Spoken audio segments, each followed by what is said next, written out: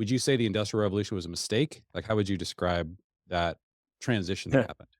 An unmitigated disaster, I would say. Yes. Okay. Abs hands well, and what I mean by that is I just don't you gotta look at the trend line of a thing, and it Yeah. is catastrophic.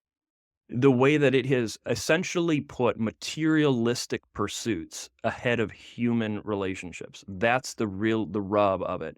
Now, does that mean that every modern invention is wrong? Of course not. There was inventiveness going on all throughout history. But the kind of inventiveness that came out, it was a mindset change in the Industrial Revolution that said, it's okay to rip apart families as long as it increases profitability. Right. That kind of mindset, which is today, which is we're used to that. Like, yeah, if you can cheat people out of 10% of a product and sell it for the same price at the supermarket, go ahead and do it. Who cares? Profitability justifies everything. That is not a historical way for societies to endure. And so we've seen this erosion of a mindset where the family unit is the most important unit of society, and it's transitioned to no, the individual is the most important, the most Yeah. fundamental unit of society. And I think the mind shift away from families towards individual pursuits, it not only it comes across as like, well, this is more liberating that way. Well, it's the liberty that brings you into bondage because all of a sudden we don't have the support networks. We don't have the generational structure. We don't have the option in many cases to live a way that the families used to live, to Right. disciple our children as we sit in a house, as we walk by the way, as we lie down, as we rise. These are not options that many individuals have anymore. Right. Those have all been washed away with the tide of industrialism. Yeah. I'm very concerned about the fruit for sure. It has placed these other efficiency, profitability above relationship. I think the thing that's tricky about where to go from here is I think what it created the Industrial Revolution wasn't necessarily the proactive pursuit of those values. It was, I think, humans were pursuing survival for most of history. And it used to be that to maximize survival, maximize everything, efficiency, all these things you described, you'd work together as a family. Like that was what created all these goods. The Industrial Revolution actually gave us a pathway of efficiency through specialization, lots of other trends where you could survive by pulling the family into its different components, placing them in. And so this is a really strange place to be. Like it seems like if you're going to resist what is maybe the most efficient pathway or the way to the most material prosperity and say, no, we're going to do something that's less prosperous, but more human, more family centered. That seems like it requires another revolution of some kind. Like you'd have to be driven to say that there's a proactive vision that is resisting this. How do we recover from the fact that industrial systems are more efficient? They do create so much abundance, such a survival advantage. Like how do we recover from the benefits if we're going to decide to go a different direction? Yeah. What are the stakes? What is the war situation right now on the ground? Then we're pivoting to the question of, well, how do we fight this war? Like, if this is actually something where we recognize, first of all, that this is not the intended way for families to thrive, then what do we do about it? And Yeah. that's a much bigger question. And there's not a one size fits all answer. You don't put the genie back in the bottle, Okay. for example, of industrial. We don't go back to a Okay. pre-industrial society unless the post-industrial society collapses under its own weight, which I'm not going to take that card off the table either. But Yeah. that's another topic. But what do we do about it here now? Can we have islands of freedom, so to speak, within the larger industrial system that is always trying? I mean, the nature of it is maximizing efficiency.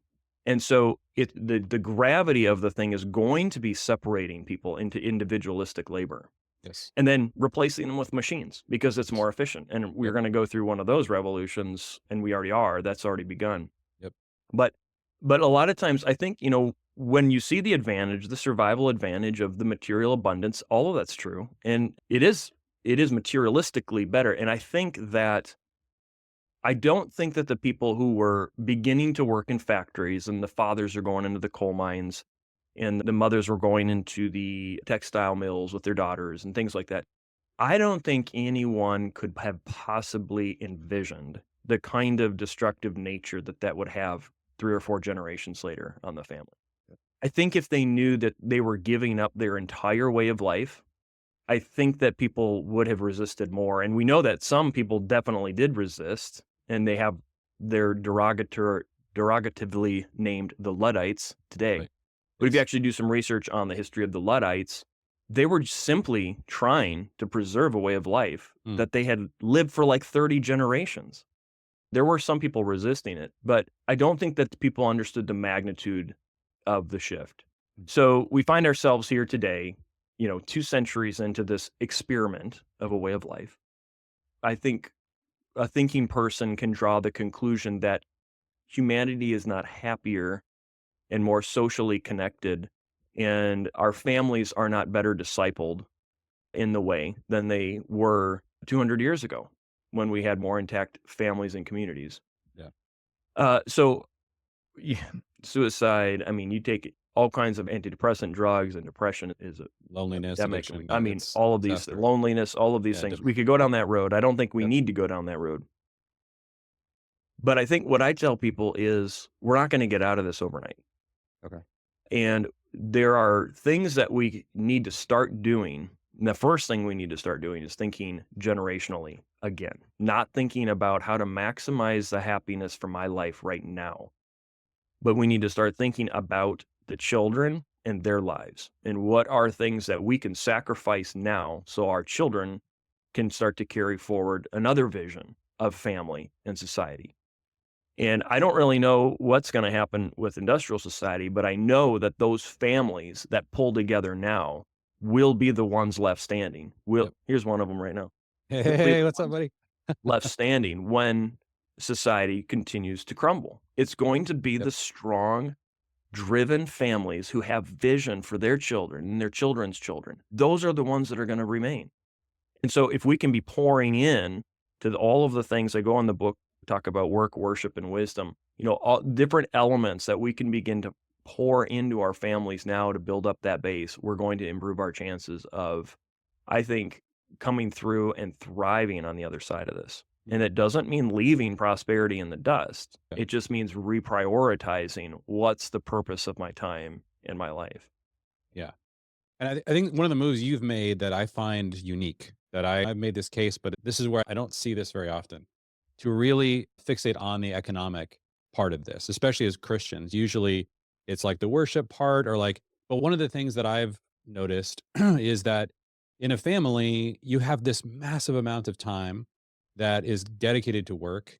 If everyone's going different directions, that's going to create a certain kind of family. And we have a mandate for Deuteronomy 6 for the kind of like family that God like if you just read the entire Bible and ask the question, what are kids doing in the Bible? Like, I Mhm. did this when we first started having kids. I was like, does the Bible why doesn't the Bible tell us to put our kids in school or even educate our children? Like, what does it say? And it does directly tell us what kids did with their time. And it's a command. It's not just like a description. It's Deuteronomy 6. They were with the parents. Yeah. And so you have this, but I think one of the things I've been confused by is like, I really want to follow Jesus. I've been discipled primarily by people in full time ministry. They're in some sense also a part of an industrial economy. They're Mhm. specialists, right? Mhm. And so it's been very difficult to find other people who have really thought deeply about the fact that maybe the economic question is one of the earliest questions we need to ask. Mm. If you give that one over, if you just say, look, let's just capitulate to the culture in terms of like the way we think about careers, the way we think about how do we make money, let's just hand that over. Like, let's just be normal in that area. And then we'll try to raise strong families. Like, I would say, whether it's focused on the family, I don't see other large Mm. family ministries like making a case like you're making. And I also make that this is actually, we need to deal with this. Like, we have to Mhm. talk about how we make money. Economy, the way you make money has a direct impact on the kind of family you end up building. And so Amen. when people say, we want to be a family team, we want to be multi-generational, like all the values you described, then usually one of my first questions is, okay, well, let's talk about how you're going to make money and how you're thinking about that area.